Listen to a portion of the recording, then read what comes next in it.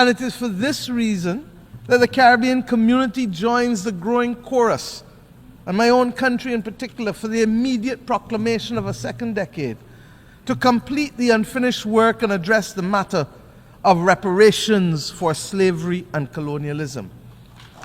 I start here because this is a necessary but complex conversation, and the Caribbean community is resolute that it must happen. What's up, guys? Welcome back to my YouTube channel once again. My name is Dash Lifestyle. Kindly for watching me for the first time, remember to subscribe, like, share, and also comment. So guys, in today's video, I want us to watch this video from Caribbean leaders. Caribbean leaders, they are coming out and they are asking for their slavery reparation, because for a very long time the Western countries, the colonizers country, they have denied to pay slavery reparation to the Caribbean country. And it is not only to the Caribbean countries, also to some of the African countries, they have denied to pay reparation. So in this video, Caribbean leaders, they have converged together, coming out and sending a powerful message to the Western country, telling them that you need to pay our reparation. And also Caribbean leaders also, they are revealing how they were treated during slavery. So kindly guys, watch this video till the end, then I'll be back with more comment. Jamaica was the Caribbean's largest slave market. The British imported into Jamaica 1.3 million Africans. At the end of slavery in 1838, there were 300,000 remaining. The question has to be asked then, how do you reduce 1.3 million people to 300,000 after 200 years? Less than 25% survival. Slavery in Jamaica was genocidal. When the British Prime Minister, Mr. Cameron, visited Jamaica, he did not wish to speak of the colonial past. Britain had taken Jamaica from the Spanish in 1655 and had ruled Jamaica until 1962, when Jamaica forcefully demanded its independence. And so he said, there will be no apology for slavery, there will be no conversation about reparatory justice. The French president, Mr. Hollande, had also visited a Caribbean colony in Guadeloupe.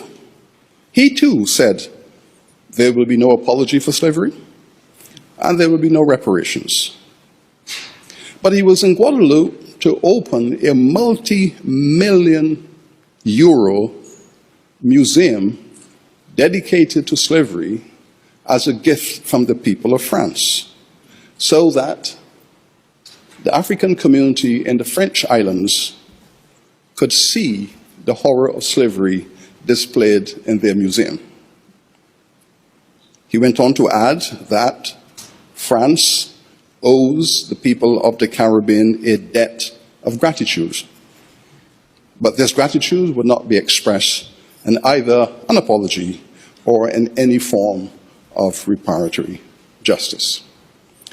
All of this came against the background of what had transpired in 2001, when President Aristide of Haiti demanded the return of the 150 million francs that France had insisted that Haiti pay for their own self-liberation.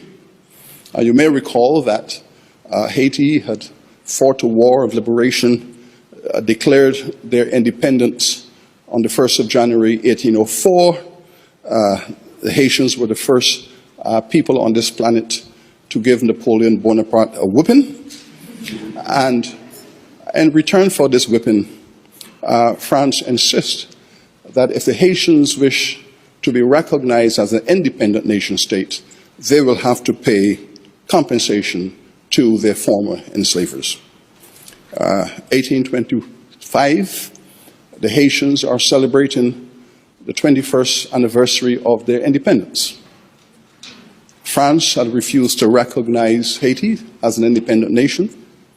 All the slave-owning nations of the Western world, Britain, Spain, Portugal, Holland, Norway, Sweden, Denmark, the United States, all said they will not recognize Haiti until the French recognize Haiti.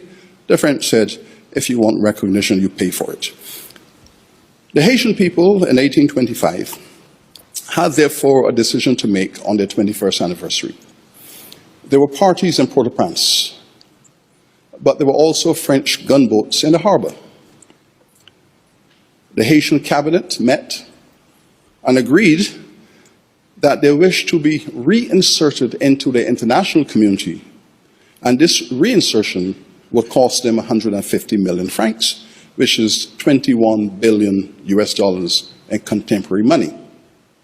This money was paid, agreed to be paid, and was paid to the French government over 100 years. This extraction of economic value out of Haiti in the first 100 years of its nationhood crippled that nation. In some years in the 19th century, the payment to France in reparations accounted for 60 to 70% of the foreign exchange earnings of that nation. Aristide asks for the return of this money to the people of Haiti.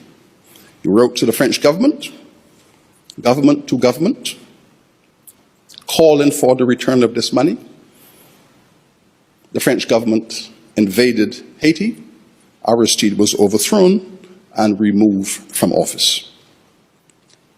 His successor, his first public statement, was that the claim for reparations and the repayment of this money was a criminal act and removed from the state. And therein was the end of that conversation. We have 60% of the black people in the Caribbean over the age of 60 have hypertension or diabetes, or both. Now, if you take the single criterion of chronic diseases, hypertension, high blood pressure, type 2 diabetes, if you take that simple criterion, the black people in the Caribbean are the unhealthiest people on the planet. And you have to understand that. On the one hand, we are watching Usain Bolt and we're watching the Caribbean athletes. We're watching the Caribbean with an image of being the most athletic people on the planet. But beneath that image of these super sportsmen and women is the hard reality that we are now the sickest people on the planet. In every black family in the Caribbean, hypertension and diabetes is endemic and congenital. In my family, almost everybody over 60 has hypertension and diabetes. And it's the same for your families, for all of our families.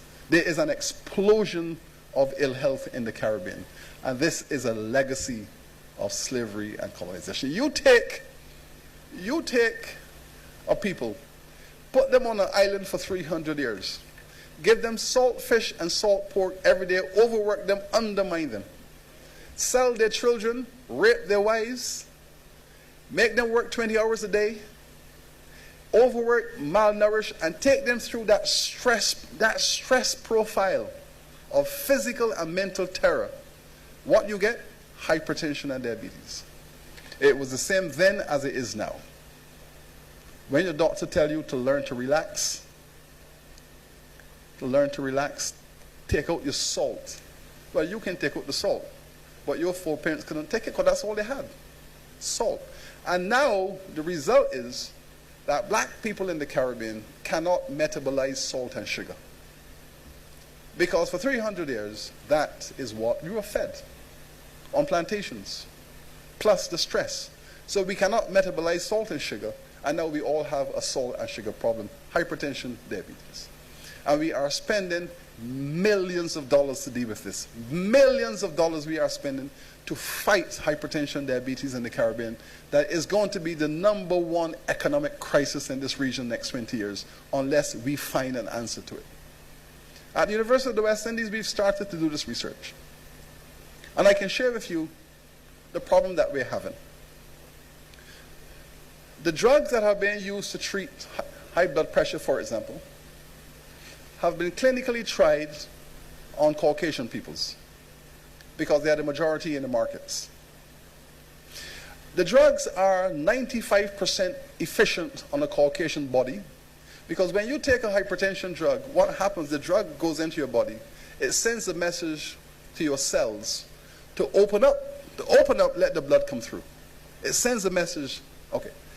When a white person takes that drug, the cells have a 90% response. When an African black person in the Caribbean takes that drug, we have a 70% response. So we are still dying at a faster rate. When you see people in the 60s and 70s having strokes and heart attacks because of hypertension, it is because the drugs are not working. They're not working as well as they should. Now, the important thing about this is that the drugs work on the Africans.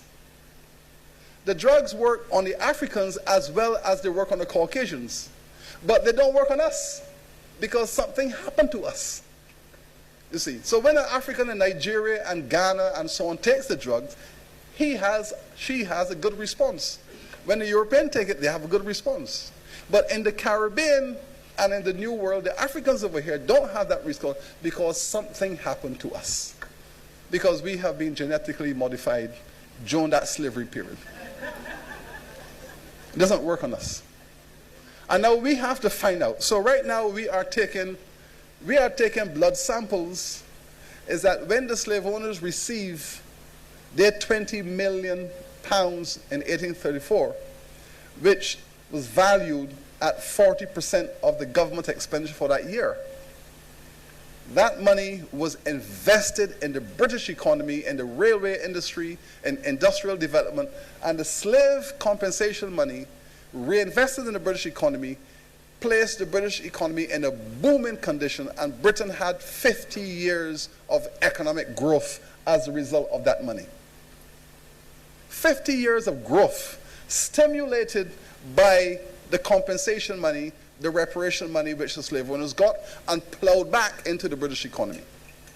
So, here in the Caribbean, the islands were descending into poverty after emancipation. And in Britain, 50 years of growth because the compensation money was reinvested back into the British economy and stimulated the economic development of the country. And what did the slave owners do? They raped the treasury. They said 40% of the British national expenditure for that year was paid over to the slave owners. 20 million pounds. In other words, I want you to imagine 40% of a country's expenditure taken and handed over to the same parliamentarians who were the owners of the slaves. Take it from the treasury and give it to themselves. They then take it from the treasury and then reinvested it in their own industries to stimulate industrial development.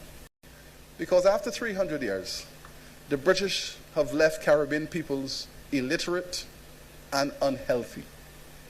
After 300 years of taking their labor, exploiting their labor and enriching themselves to build themselves into the most powerful nation on earth, they have left the Caribbean peoples illiterate and unhealthy. Which means that the governments today now have to clean up illiteracy and clean up the ill health. Do not have the resources to do it. I like to use Jamaica as an example. After 300 years, the British left Jamaica with 80% of its people illiterate. When Jamaica went into independence, in 1962, 80% of the people were functionally illiterate. And then you say to Jamaica, with their 2 million people, go and develop. There is no nation on this planet using any method of economic development that could transform a society with 80% illiteracy into a developed nation in 50 years. It is impossible. Because from the illiteracy springs a whole range of other conditions. From the illiteracy springs a whole range of other conditions that undermine the best thrust for development. You have to deal first with removing illiteracy. Then you have to move to deal with health, because health and illiteracy are linked. We now have in the Caribbean an explosion of chronic diseases. We have 60% of the black people in the Caribbean over the age of 60 have hypertension or diabetes, or both. Now, if you take the single criterion of chronic diseases, hypertension, high blood pressure, type 2 diabetes, if you take that simple criterion, the black people in the Caribbean are the unhealthiest people on the planet. And you have to understand that. On the one hand, we are watching Usain Bolt and we're watching the Caribbean athletes. We're watching the Caribbean with an image of being the most athletic people on the planet. But beneath that image of these super sportsmen and women is the hard reality that we are now the sickest people on the planet. In every black family in the Caribbean, hypertension and diabetes is endemic and congenital. In my family, almost everybody over 60 has hypertension and diabetes. And it's the same for your families, for all of our families. There is an explosion of ill health in the Caribbean. And this is a legacy of slavery and colonization. You take a people, put them on an island for 300 years, give them salt fish and salt pork every day, overwork them, undermine them, sell their children, rape their wives, make them work 20 hours a day, overwork, malnourish, and take them through that stress profile of physical and mental terror. What you get? Hypertension and diabetes. It was the same then as it is now. When your doctor tells you to learn to relax, take out your salt. Well, you can take out the salt, but your foreparents couldn't take it because that's all they had, salt. And now the result is that black people in the Caribbean cannot metabolize salt and sugar. Because for 300 years, that is what we were fed on plantations, plus the stress. So we cannot metabolize salt and sugar, and now we all have a salt and sugar problem, hypertension, diabetes. And we are spending millions of dollars to deal with this. Millions of dollars we are spending to fight hypertension, diabetes in the Caribbean. That is going to be the #1 economic crisis in this region next 20 years, unless we find an answer to it. At the University of the West Indies, we've started to do this research. And I can share with you the problem that we're having. The drugs that are being used to treat high blood pressure, for example, have been clinically tried on Caucasian peoples because they are the majority in the markets.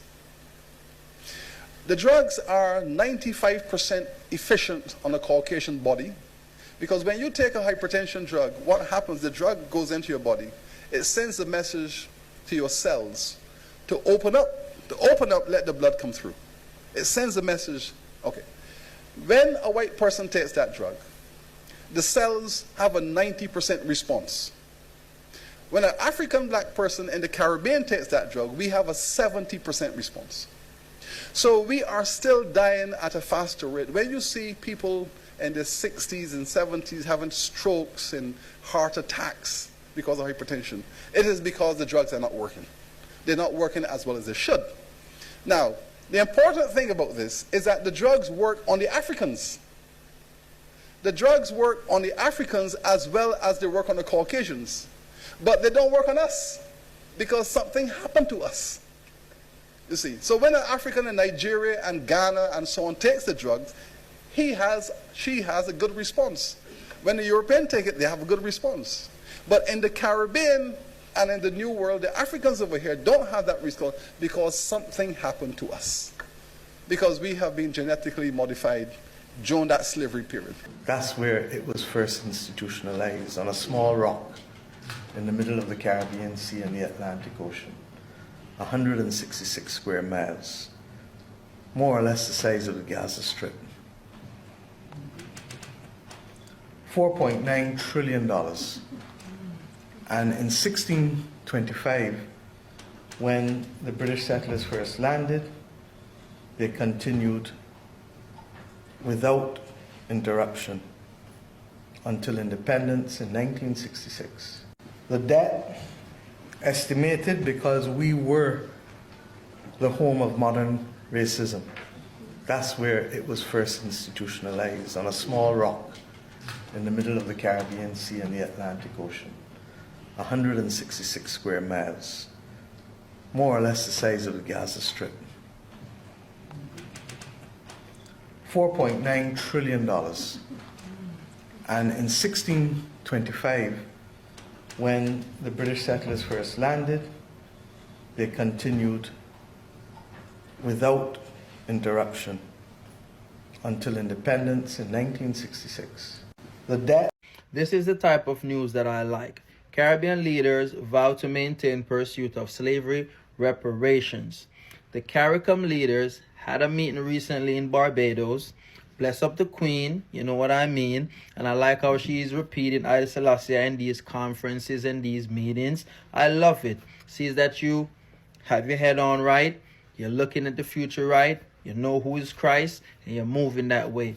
So bless up the Queen of Barbados, the Prime Minister. Love her. She's doing a great job of trying to help bring the melanated people together. Now, to the matter at hand. Do not stop pressing for reparation. You know what I mean? We need our reparation in the Caribbean, in South America, in North America, in Europe, in Africa, especially in Africa. We need those reparations. You know what I mean?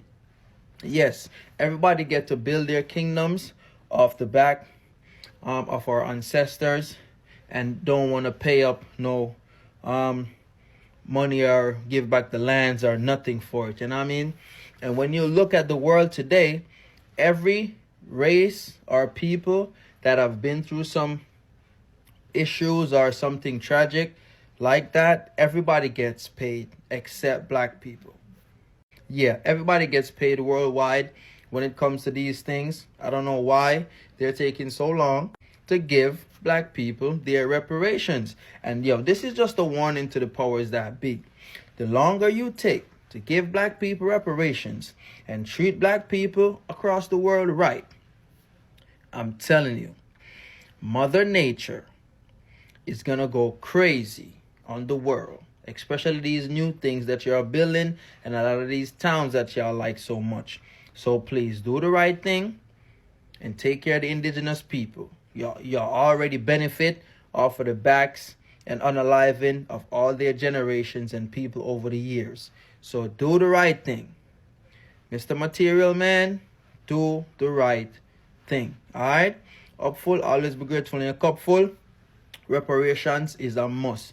We need it for everywhere. America, Caribbean, South America, North America, everywhere. We need the reparations, all right? I'm out. Stay blessed. Remember, it's 2025. Stay alive. I stand here clothed in the spirit of the battles of Adwa, conscious that it was that battle within 24 hours that shook the confidence of the powers of Europe, but inspired the people of Africa and the children of the African diaspora that good would prevail over evil and light over darkness, but only in the context of our unity. I stand here conscious that it was that battle that forged the beginnings of Pan-Africanism that eventually led to the movement for independence and the destruction of the colonial powers to give us not full development and power, but the first steps of political independence. I stand here conscious and buffeted by the dreams and works of the great Pan-African pioneers, and conscious that as a children of the Caribbean, we have long dreamt for the moment of unity with our brothers and sisters of Africa, a division that was secured by those whose success and survival depended on separation of us rather than on the ability for us to act as one common people.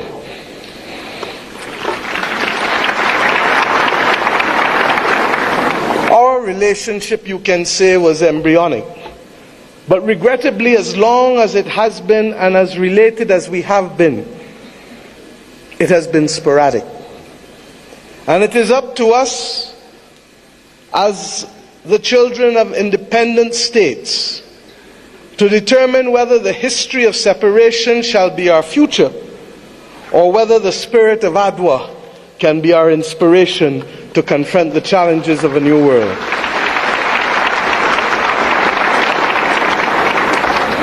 Yes, I stand here as a daughter of Africa.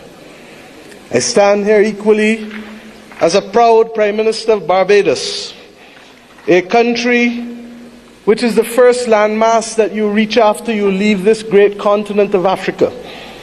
A country which became a hub for the wrong reasons, but today I come to Ethiopia to share with you in the Africa Union that we can be a hub now for the right reasons between our two peoples. I stand here as the proud chairman of CARICOM, the Caribbean community, recognizing that as a member of the 6th region of Africa, we have come to reclaim our Atlantic destiny.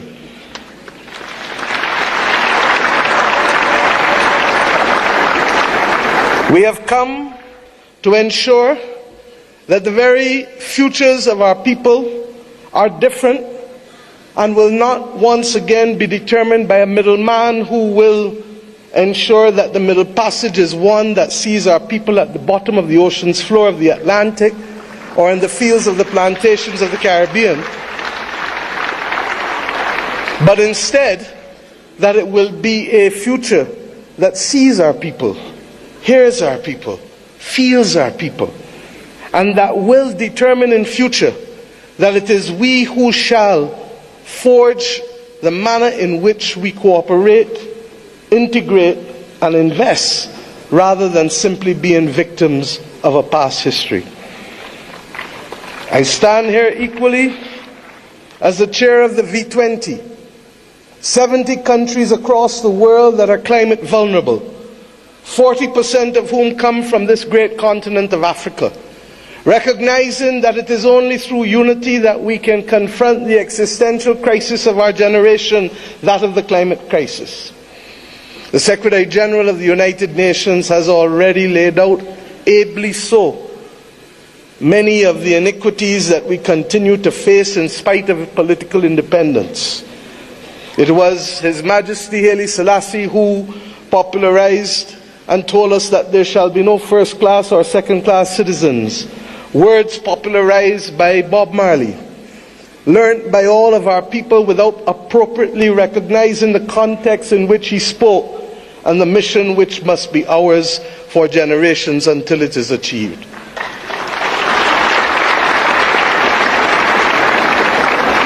He told us that there would be war if there were first-class and second-class citizens. He told us that there would be war if the color of our skin was more significant than the color of our eyes. And we see here in the continent the continued descent into conflicts, born out of ethnicity differences, born out of a mad grab for resources, not invariably for our own benefit, but for the benefit of others who seek to use our people as pawns in the determination of their own future. But we stand here as proud people, and we have enough among ourselves to know the difference between right and wrong, and to forge a future that is not for a few, but for the many. Indeed, as the world confronts the climate crisis, it is the poorest of the poor who remain the most vulnerable to floods and droughts and hurricanes. It is the poorest of the poor, and soon to be the middle of the middle, who will no longer be able to access insurance and therefore to be able to forge ahead with development if we do not make changes. We have examples of a partnership that have worked for us, not just from the spirit of Adwa and the conquest and the rise of the Pan-Africanist movement in our history, but within recent times. During the COVID-19 pandemic, it was the African Union, under the leadership then of President Ramaphosa and with the assistance of Dr. Tedros of the WHO, that recognized that the Caribbean, which was being marginalized by denial of access to basic therapeutics, basic medical equipment, to vaccines, that we should not be left as pariahs on the global landscape, but that our brothers and sisters in Africa would bring us through the Africa Medical Supplies platform to be able to ensure that we could secure for our own people.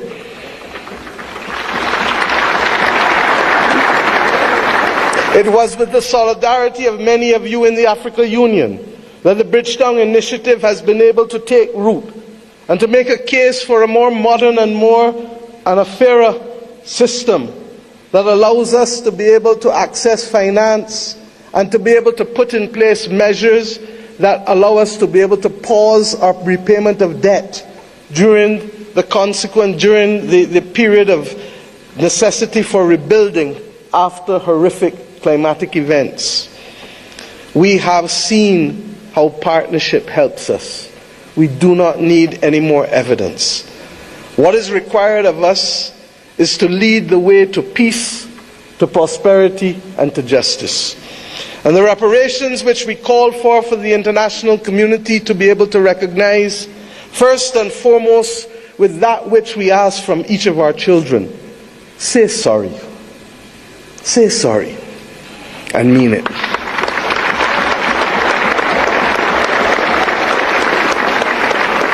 And after, recognize that the future of the world is not possible without the stability of Africa and its diaspora. For as long as hypocrisy and double standards remain, it will be impossible to secure stability and peace in any nation across the earth.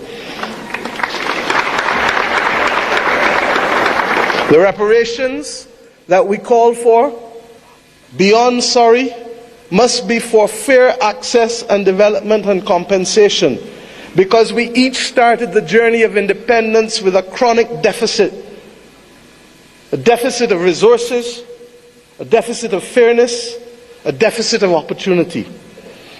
And it is up to us, many of us in the second and third generation of independence, to be able to frame out fairly in a mature conversation what those reparations must look like if we are to attain justice and to inspire the young people of this world that good must always prevail over evil.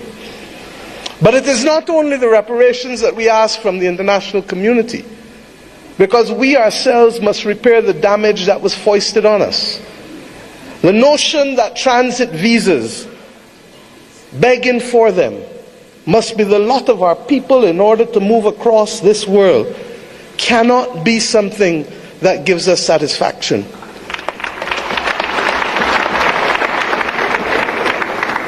To go east and to go west, we are first forced to go north.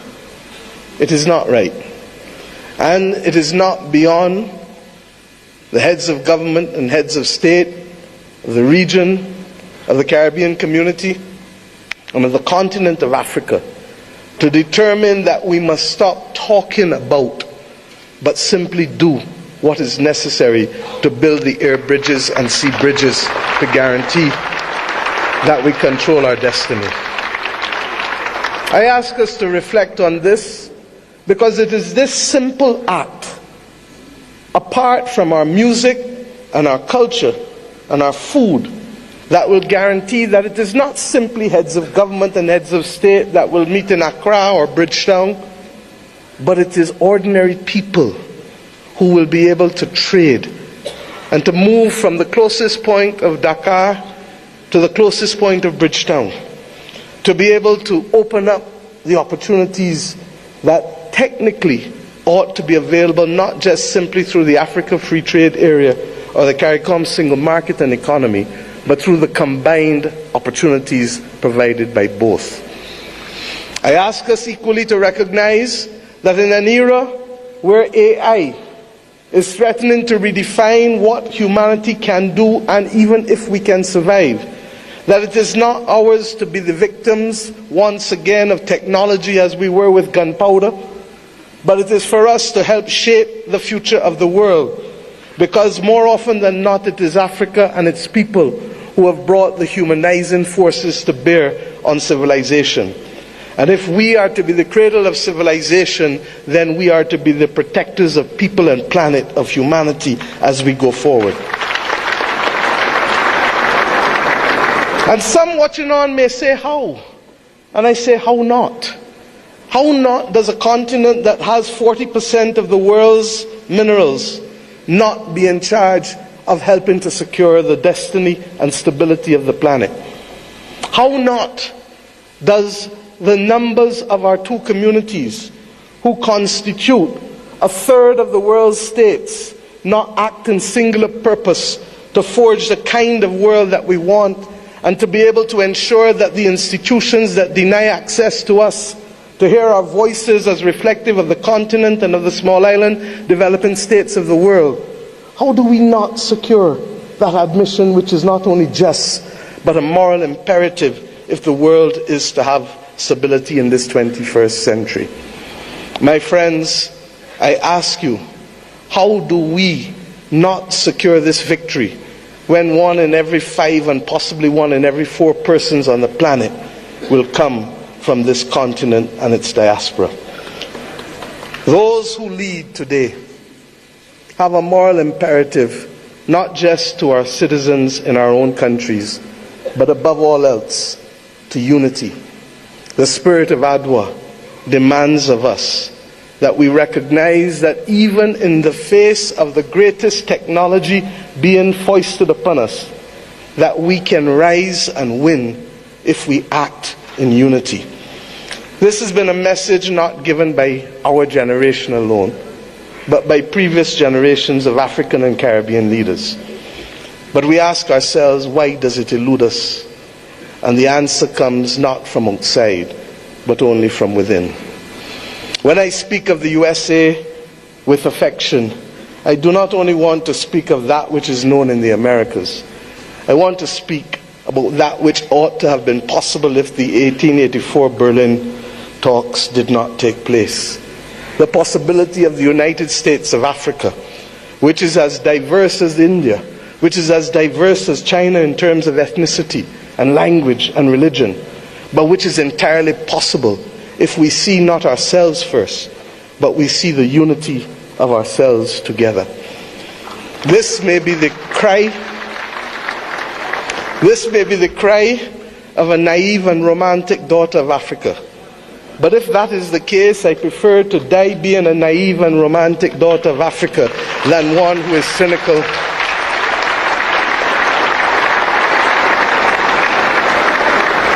and one who is daunted by the actions and power of others. We know what it is to stand in unity with you to fight apartheid and to fight for the liberation of the peoples of Africa. For when President Castro stood to send people from his own country to southern Africa to free your people, it was in my own country that the planes refueled, ensuring that that battle was possible.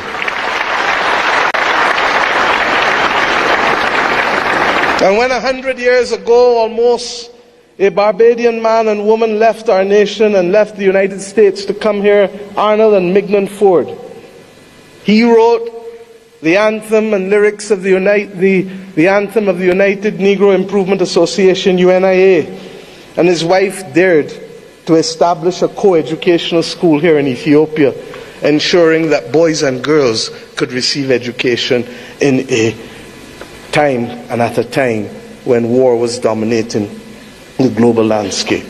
They chose to see light rather than darkness.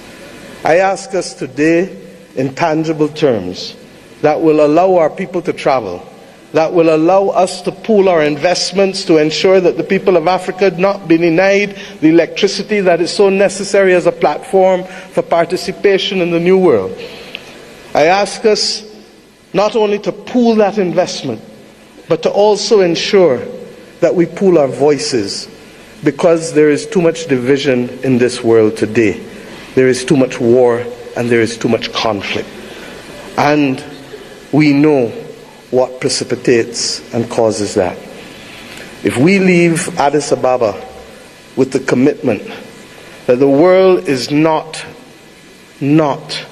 going to be safe without a prosperous and stable Africa, then we understand what is the moral imperatives we must undertake in each of our countries to secure that unity of purpose and to secure ultimately the saving of the people and planet. I ask you today to recognize that, and I thank Prime Minister Abiy Ahmed for agreeing that the first in-face summit of CARICOM and the Africa Union should take place here in Addis Ababa on the 7th of September of this year of our Lord.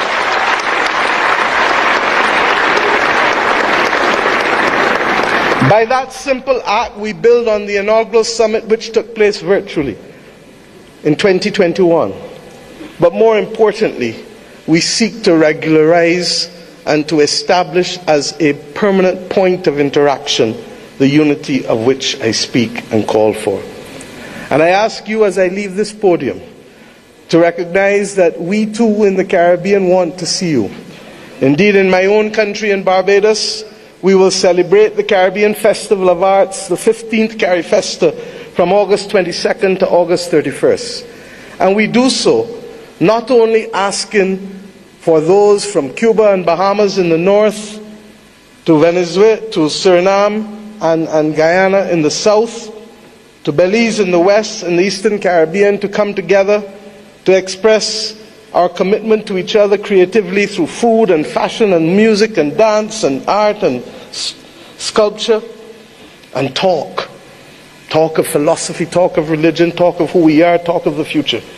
I ask us to recognize that we celebrate this year our resilience, and that we do so not only asking the people of the Caribbean to come, but the people from whom we came here in Africa, in India, in China, and the continent to which we went, in particular in Central America and Latin America.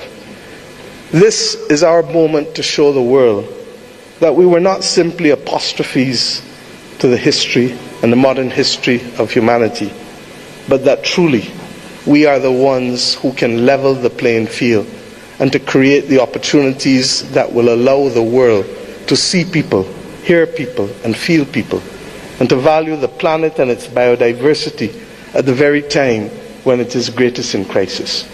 Let us remove the scars of history and be firm craftsmen of our fate, recognizing that the only people who can stop us now are we but ourselves. We have to emancipate ourselves from mental slavery and to build the future that our people want of us, and to give them that pride that is theirs.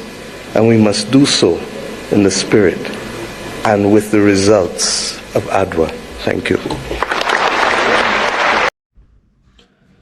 So guys, I hope you have watched that video from Caribbean leaders coming out and ask for their slavery reparation from the Western country. For a very long time, the Caribbean leaders, they have come out and asked for slavery reparation, but these Western countries, they have denied to pay their slavery reparation to the Caribbean country. For me, I keep on telling you that it is now the right time for us black people to come together and unite and ask for slavery reparation. For these people, they need to pay for the damage that they did to us black people. Right now, we are still having our families which they are having scars from slavery. We are still have a family which they are having the memory to what happened to their forefather, to ancestor, and it is not yet settled with them because the Western people, the colonizers, they have denied to pay. And it is a must, these people, they need to pay for the damages and the wrong things that they did to the black people. That's why I really love Caribbean leaders. They are not going to stop asking for slavery reparation. And these people, they need also to return some of the things that they stole to our black country. You can see when you go to these people, their museum, in the way to the colonizers museum, you will see these people, they are having our treasures thing in their museum. These people, they are having a skeleton of our leaders from the slavery in their museum. So when we black people, we are going to their country, they want us black people to pay so that we can see the things that belong to us. So for me, I can tell you that these people, they need to pay, they need to return the things, our treasures things which belongs to our black country. Because how comes you are having our things in your museum and you want us to pay so that we can see them? Is this not a wicked? So these people, they need to return the stolen things that they stole in Africa, in the Caribbean, and also they need to pay for the damage that these people, they really they need to pay for the damage that they did to our people, to our black people. And also, guys, you have seen how the Caribbean leaders, they have exposed the things that the black people they went through during slavery. We black people, these people, they were forcefully taken. These people, they were not willing to go to this Western country, in the United States, in the UK. These people, they were not willing. These people, they fought on their way. These people, they resist, they try to resist, but these people, they were captured with these colonizers, and they were forcefully taken to these to the Caribbean island, to the United States. So this is to tell you that these people, they need to pay, because we didn't sign any agreement that they are coming in Africa to take black people so that they can go and enslave them in their country. So these people, they need, first of all, before us black people forgive them, they need to come out and pay slavery reparation. They need to come out and return our treasures thing which they stole, which they are keeping in their museum. And also, guys, for a very long time, these people, they have been taking advantage of us black people. These people, they came out and made us black people not to love each other, because these people, they came out and tell us black people that we black people, we need to embrace whiteness. White, it is the best color, it is the good color, it is the color to love. And black color, they made black color to be associated with anything bad in life. And that's why up to today, we black people, we love embracing them. You can see in our African or in our Caribbean homes, they are still worshiping white Jesus. Who told you that God or Jesus is white? So these people, first of all, they brainwash us black people. They conquered us starting from our mind, telling us that we need to love them, the white people, than not us black people to love each other. And that's why up to today, we black people, we are not supporting